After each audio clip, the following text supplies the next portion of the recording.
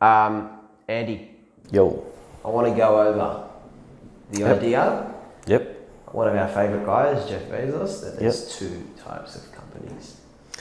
Yeah, so I guess Jeff Bezos, he's one of the guys that we sort of model at Sydney Listings, and a lot of his philosophies really resonate with us. But he talks about there's two types of companies. There's one type of company that works for their customer and always tries to get that price down. Yeah. And then there's another company that always tries to get their profit up. Yeah. Right? And you can only be one or the other, So I guess here at Sydney Listings, we've followed that let's put the customer first approach. Yeah. And if we do things right and we can scale it to a sizable company, then the profit will take care of itself. Yeah. And I think it's really important as a customer to support companies that actually support you. So I think the best way for a company to grow is to actually listen to their customer and see what their pain points are and see what their problems are. And in 2020 and beyond, and the age of the internet, the companies that are failing to listen to their customers are starting to die off slowly. Yeah. The world is changing really, really quickly. Yeah. Communication is instantaneous. There's multiple forms of communication. Oh, wow. Isn't that the truth? People are very reactive. I don't think that's ever changed, but the information hits you in so many more places now, so much more often, that the reactions are they're accelerating. They're happening all the time, pop, pop, pop. Absolutely. So when you do something that's slightly off, I don't know if businesses are becoming more transparent. I don't know if it's as good as that, but they're more in the eye, I guess. There's nowhere to hide anymore. There's nowhere to hide. There's nowhere to hide. Definitely the truth. Yeah, and so you're getting found out, or people can see what you're about. Yeah, it's very important as a company that you evolve with the times. It's really and the industry is really dated in that sense because they're still doing things the same way they were doing it in the 50s and 60s, and the only real difference is that they're using the internet to advertise homes, but they're not really using the internet to the best of its ability, right? Yeah. And if you fail to listen to your customers, you fail to keep up with the times, you're going to be left behind. You're going to become the dinosaur, and you're eventually going to become obsolete. So if you look at the apocalypse happening in the retail sector. Yeah. The guys that are dying have failed to listen to their customer. They've failed to evolve, and I don't see why real estate's any different.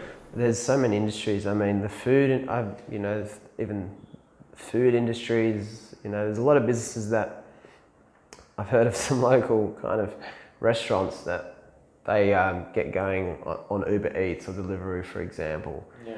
But then they're relying on that not just for those orders, they're relying on that to then drive the foot traffic back. Absolutely. And that's the same with online shopping for the retail sector that you're talking about. Absolutely. The ones that are adapting and facilitating online. You look at real estate, what's happened. I've analysed this a fair bit, but when property listing shifted to an online kind of platforms like realestate.com and domain.com, most prevalent in Australia, it's simplified a lot of the work because people used to go look at properties in the paper or at a real estate shop, and that's why real estate shops are all positioned together, because that was part of the buyer's viewing experience or the renter's viewing experience. Now that's very redundant, because instead of all these shops all over the country and all these newspapers, they're on two websites. And others, but mainly two. But the agent hasn't really changed their role that much. That's right. Along with that. And that's what I think you're talking about, is that there's been changes, but then, I guess the benefit's not being passed back to sellers or landlords. See, the thing is that it's being passed to agents. Yeah, back in the day, you needed a local agent to sell you a home because the local agent had access to local listings, they had access to local networks. Yeah. And in this day and age, the agent no longer needs to be local. No, definitely not. The shopfront is realestate.com and domain.com.au. that is the shop front. So if It's not someone, just the shop front, it's got the information. it's got all the information. The information to figure out, oh, this is how long a property will take to sell in your area, this is how much your property's worth. Absolutely. It's got that side of it as well. And then it helps with the selling side of it. Absolutely. So then we have this industry that was built 50, 60 years ago, and it's still running in the same structure. So you have franchises all over the country with rents, admin staff, bills, insurances, and so forth. And the problem is that there hasn't been a player to come in and wipe out that structure so they can then pass on the savings to the customer. And I guess it's just a very, very hard process to actually make that model redundant and actually evolve. You know, imagine, you know, some of these big franchises trying to backstep on their whole structure and evolve. It's just almost impossible. I would put it a different way. I would actually ask you, who is the customer in real estate? Because from my perspective, I don't think the primary customer is the seller. I think the primary customer is the agent. Yeah, right now you're totally 100% right. And because people who might be seeing this who are sellers don't follow the real estate industry. Why would they? But they don't see what happens, that the new businesses that enter real estate at the moment are more focused on offering agents more commission to come on board. And that's how they pass on the savings. They are passing them on to the agent as a customer. Absolutely. Rather than the seller, and not actually treating them as the customer. Yeah. It's all about pitching for agents. It is. It's all about whining. You've told me this. You've experienced this way more than I have. Whining and dining agents, taking them out, showing them how it's going to be better here. They're going to get more market share. They're going to get better listings. They're going to have more support.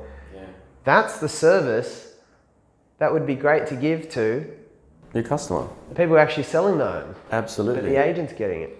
And you know, like on that point, like if you look at the really big companies that have really succeeded in the last decade, all of those companies solved a problem.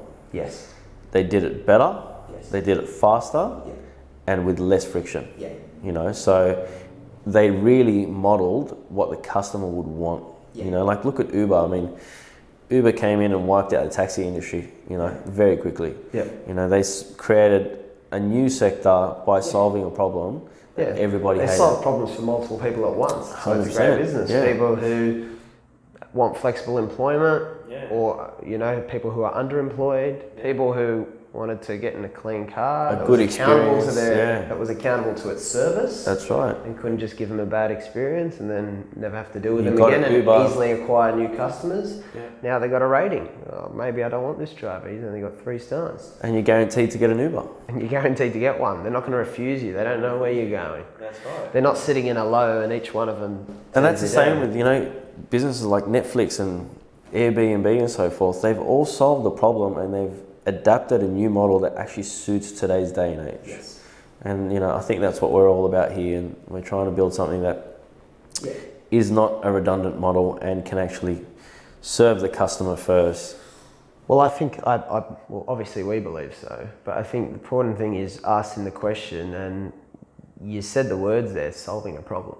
That's what a business that is making things better looks to solve problems. 100%. Is not primarily focused on the profit margin. That's right. There's businesses and there's businesses, which is how we started this little conversation. But you can really be operating a business with a very different goal, and you can be a major worldwide company and be, you know, have profits and shareholders and all that stuff.